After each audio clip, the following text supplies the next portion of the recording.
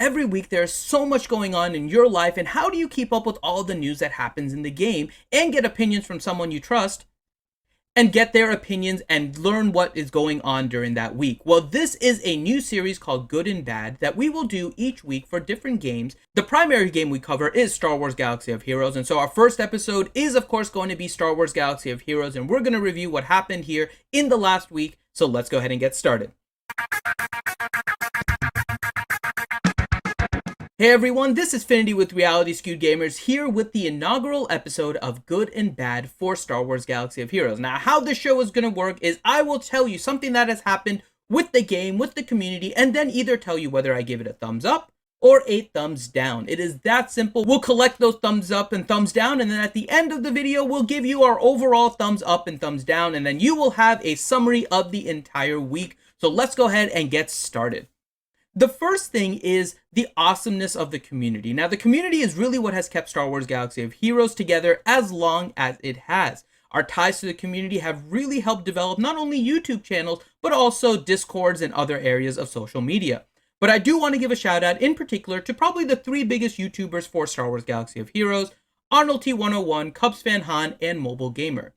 This past weekend, they actually went to Disneyland and they actually spent time and actually met with some of the people from the community. And they hung out and they made some videos and streams, and it was just a lot of fun, and it really is what the community is about, which is engaging with each other, making new friends, and just having fun with Galaxy of Heroes. And so for that, we're giving our first thumbs up to the community, and of course those three YouTubers, Arnold T101, Cubs Fan Han, and Mobile Gamer, for bringing the community together in the way that they did. Sorry, Urs.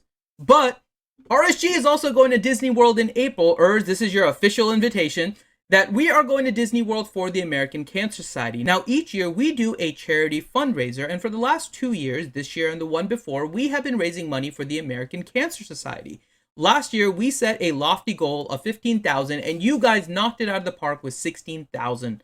Now, this year, we went even higher. We aimed for $17,500, and thanks to you guys, we knocked that out of the park, and we've hit $18,500, courtesy of all of you. So we want to give our second thumbs up to all of you guys once again for helping us with this charity campaign and helping us reach our goal and raising money for the American Cancer Society.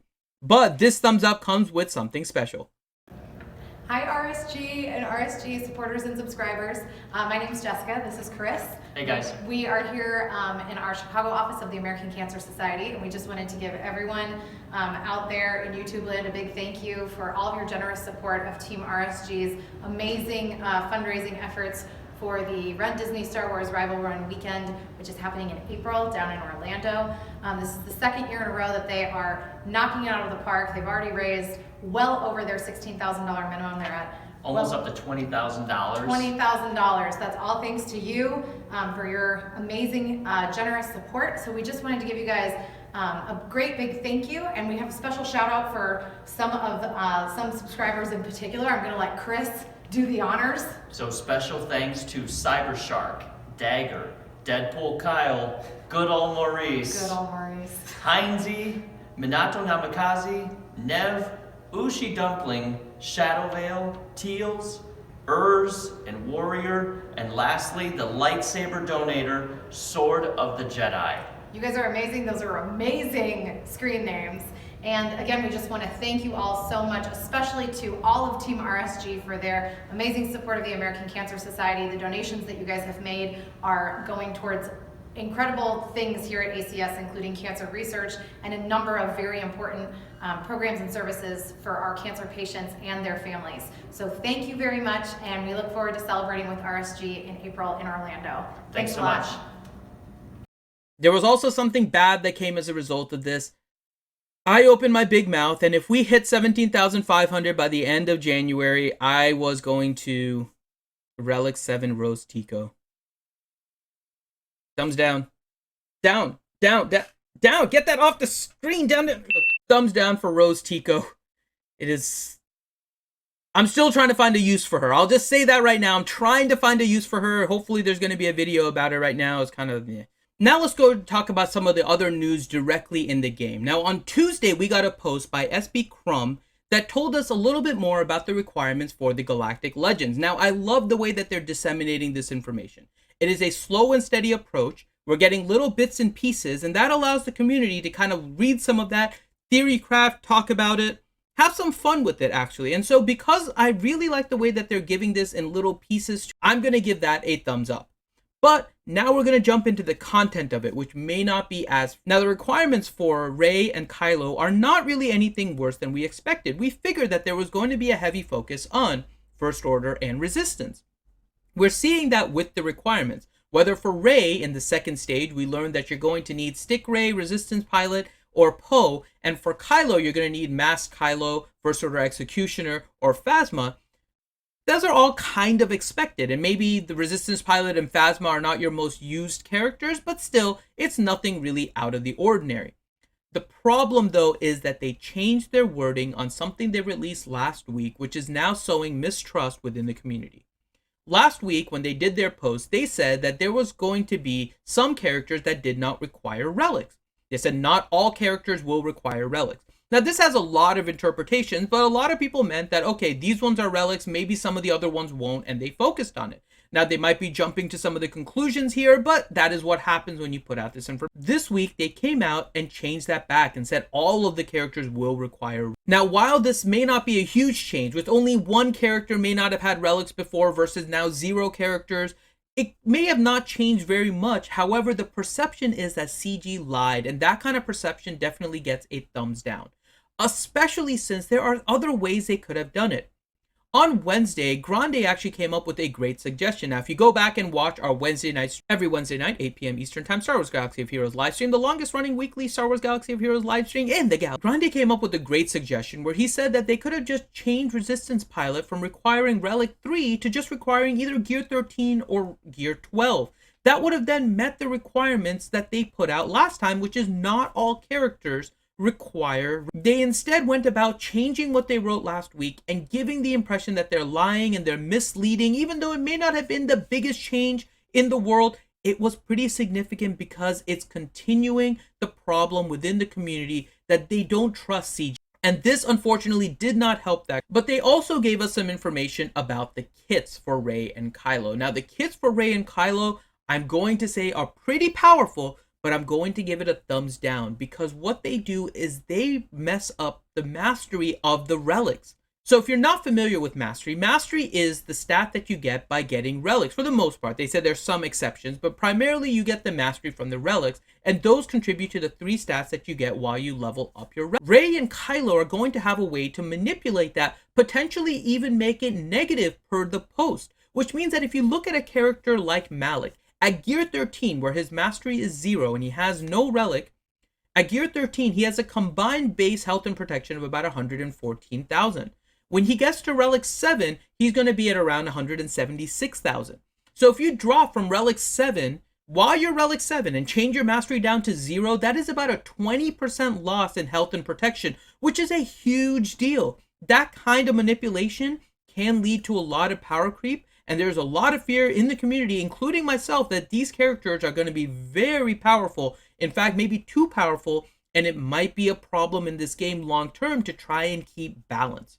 Then after they gave us the information about Rey, they then gave us more information on the Raddus. Now, the Raddus is a capital ship for the Resistance side. It is going to be commanded by Amilyn Holdo. I was kind of hoping for Leia, but they gave us Holdo, and I have to say the coolest part about this ship is the fact that they included the Holdo maneuver where the ship kamikazes into another ship, so that is getting a thumbs up. The kamikaze maneuver is great for a few reasons. One, the animation's actually really awesome, but second, the ability itself will take out the opposing capital ship. We have not seen in this game yet a fleet without the capital ship, and I think it's going to be really intriguing to see how these matchups work, especially in something like Territory Wars, where one person may be able to go in and take out the capital ship, and then somebody else go in as a cleanup, and without the capital ship, it'll be a lot easier. So I really like the new kit for the Raddus. On a little bit of a side note here, the requirements for the Raddus really made me laugh, so I had to give it a thumbs up. We expected that they were going to either need the Resistance or the First Order ships, and these ones require the Resistance ship. So you need your Rey Falcon, your Poe, and your Resistance X-Wing. But the other 4 ships that they added were just so random. When I first read it, I had to laugh. you require Houndstooth, Ebon Hawk, Ahsoka's Starfighter, and Lando's Millennium Falcon. Like, it's just 4 random ships that they just threw in there. I'm sure there's some usage stats or something that they're doing on this, but it was just so funny to actually see it. So I kind of like that. It made me chuckle. Now, the ship is going to be released in a new event called the Advanced Fleet Mastery. We've already seen regular Fleet Mastery. That was already seen with Home 1, Endurance, and Executrix. This one's an advanced one. It's adding a little bit more tiers, and it seems like the grind in order to get it is going to be a little bit longer if you're pure free-to-play. You might want to consider when the event comes out that you refresh the event so you get those extra shards. There are going to be some packs to purchase, but because this is kind of an interesting way of releasing ships where we're not doing a legendary ship or they're not tying it with Get To, I'm going to be kind of neutral on this. I'm not really a thumbs up or a thumbs down right now. I like the way that they're doing it, but I'm a little worried if they release it just 1 to 2 times a month, that it's going to take about a year. Is kind of a long period, even if, and that's with spending about 900 crystals every month to do the refresh on the event. So a little bit of a neutral stance right now on the way that they're releasing it. Now, the next thing was General Skywalker. Now, General Skywalker with the last update had a little bit of a bug in there. And I'm not actually going to give this bug a thumbs down. What I'm actually going to do is give a thumbs up to CG for the way that they actually handled it. The way that they handled it was immediately posting within the day that it happened, posting that they knew that there was a problem and they're looking into the fix. Now, that thumbs up could change easily next week if they address this the same way that they did Jedi Knight Anakin, for example, where they basically say, we know it's a bug, but we're just going to ignore it for now and go kind of that lazy route. They can't do that. They have to find a fix for it. So, based on what they do next week, I'm giving it a tentative thumbs up just because I don't know what their final resolution is, but I do like the fact that they address this pretty quickly. Now, in some more fun here, there is a team to me that always brings me joy. And as long as this team is viable, I am going to end up giving a full thumbs up, which is, it's not the Ewoks, it is in fact the Jawas.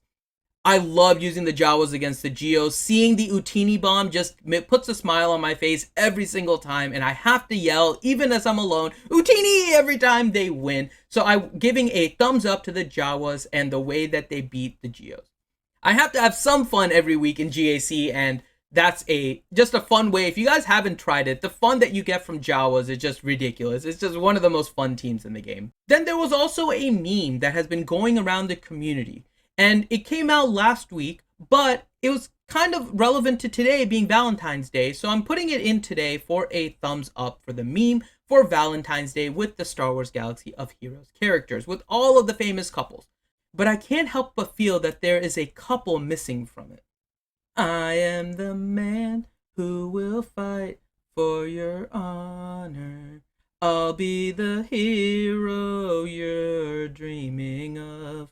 Okay, yeah, I know a lot of you guys are thumbs downing the screen right now. Hell, I'll give myself a thumbs down for that. So there you go. We have to have that couple on the stream. And if you're not familiar with that stream, go check out Urza's streams. He's linked down below. It's a fun watch for his GACs.